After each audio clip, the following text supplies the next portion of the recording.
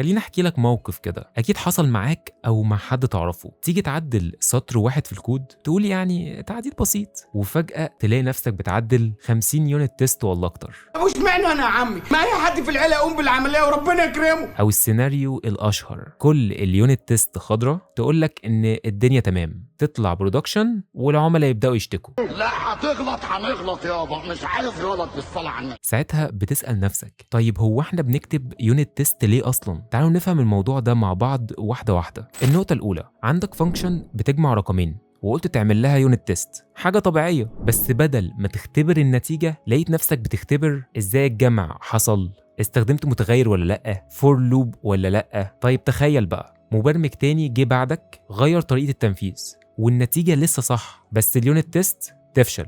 وهنا بقى المشكلة إنك بتختبر الكود نفسه مش السلوك أو النتيجة اللي أنت عايزها. يعني من الآخر اختبر النتيجة، ما تختبرش طريقة التنفيذ، عشان ما توصلش لمرحلة إن أي تعديل في الكود يقوم جارر معاه تعديل في اليونت تيست. النقطة التانية، في ناس ويمكن إحنا منهم بتعمل يونت تيست لحاجات مش محتاجة تيست من الأساس. زي إيه؟ ستر وجيتر. طيب هسألك سؤال بصراحة، إيه اللي ممكن يبقى غلط في فانكشن set أو get؟ ولا حاجة. انت هنا انت بتختبر اللغة مش البرنامج، فاختصر على نفسك ووفر وقتك للحاجات فعلا اللي فيها احتمالية انها تدي نتيجة غلط. النقطة الثالثة، عندك فانكشن بتعمل تحديث لإيميل اليوزر، تقول تمام تعالى نعمل يونت تيست، تعمل موك للداتابيز وموك للاي بي اي، كده انت بقيت ديفلوبر مفيش منك اتنين. بس خلينا نفكر شويه، انت بتختبر هنا ايه؟ لا في داتابيز حقيقيه ولا الاي بي اي حقيقي ولا السيناريو نفسه واقعي. انت بتختبر هنا كود بيعتمد على نتائج انت اصلا محددها بايدك، يعني تيست عمره ما هيفشل. وساعتها ممكن تسال نفسك هو هنا انا بعمل تيست عشان أأمن نفسي ولا لمجرد كتابه يونت تيست وخلاص؟ النقطه الرابعه، فيتشر جديده مطلوب ان احنا نعملها والمتطلبات بتاعتها لسه ما بقتش ثابته بشكل كافي، كل يوم بيحصل عليها تعديل.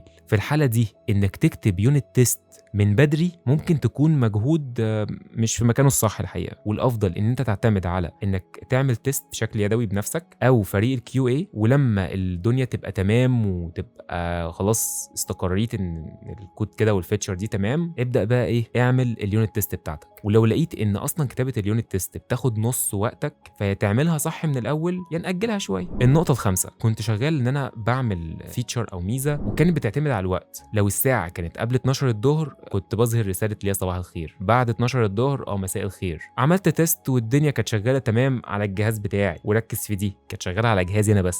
ارفع الكود على البايب لاين يضرب. ليه؟ علشان التوقيت مختلف، البايب لاين دي بتشتغل على جهاز في بلد تانية يعني توقيت مختلف، فاقول خلاص اعمل موك للوقت. بس لحظه، انا لو عملت موك للوقت يبقى النتيجه انا متوقعها وهتبقى ثابته ومفيش مجال انها تفشل، يبقى ايه لازمه اليونت تيست ده من الاساس اصلا؟ النقطه الثابته، نيجي نبص على اليونت تيست اللي عندنا نلاقي بعضها معمول لكونفيجريشن فايلز او لقيم ثابته عمرها ما هتتغير ومفيش مجال اصلا ان يبقى فيها خطا، ده متغير ثابت خلال البرنامج كله. يا ترى اليونت تيست دي الغرض منها ايه؟ طبعا علشان الكفرج يعدي 80%. كفرج عالي فعلا لكن كواليتي ضايعه، هتديك ارقام حلوه بس الامان كله كده. النقطة السابعة ودي مخصصة أكتر شوية لإخواتنا بتوع الفرونت إند، أنت مش محتاج تعمل يونت تيست علشان زرار عرضه 20 بكسل أو لونه أحمر وإنك تشيك هل المارجن بتاعه مظبوط. اليو أي حاجة بتتغير كل يوم، صغر ده، غمق اللون شوية، ولو كل ده عملنا عليه تيست إحنا هنتعب جدا أكتر ما هنستفيد من التعديل.